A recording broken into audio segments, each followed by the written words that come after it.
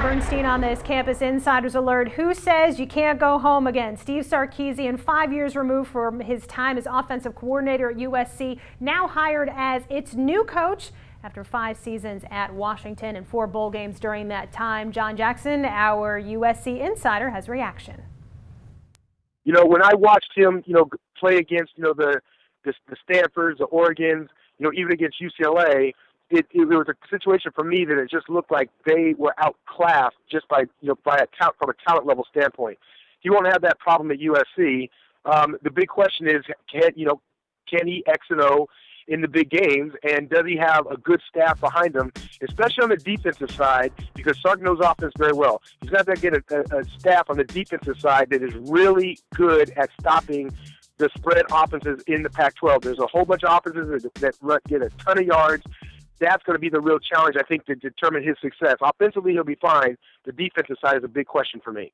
CI analyst Doug Chapman joining us now, and apparently word just coming down that a defensive coordinator reportedly in place, Justin Wilcox, who was his defensive coordinator at Washington, will be making the trip down to LA. But defense really this year hasn't been the issue for USC at all. No, it hasn't. They have the best defense in the Pac-12. So if you're talking about defense, that's not where the issue was. The issue was offense. They were almost last in the conference. They're finishing the year right now just above Colorado offensively in total offense. So that's where they need the help. That's probably why they went and got Sark. This decision came down pretty quickly. Kevin Sumlin over the weekend signed an extension with Texas A&M. Chris Peterson, the Boise State coach, took his hat out of the ring, so to speak. So how do you think Sarkisian fits among all of the candidates that Pat Hayden had been talking to? I don't have any official information on this, but I really want to say that Kevin Sumlin had to be their #1 guy. I'm sure that's the guy they really, really wanted.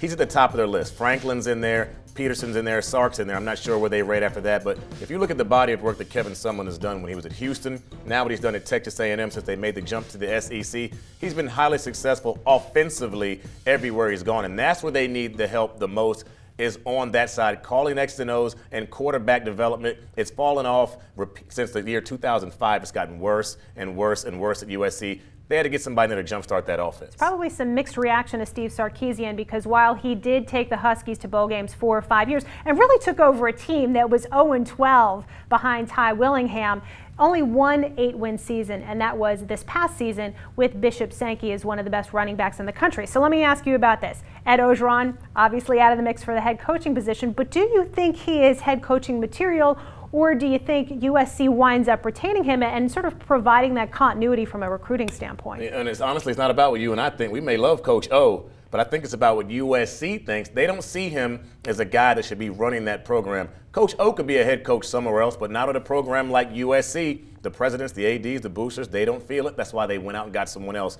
He's a great motivator, a great recruiter, and he works well on the defensive side of the ball, but no one saw him being the head guy in LA.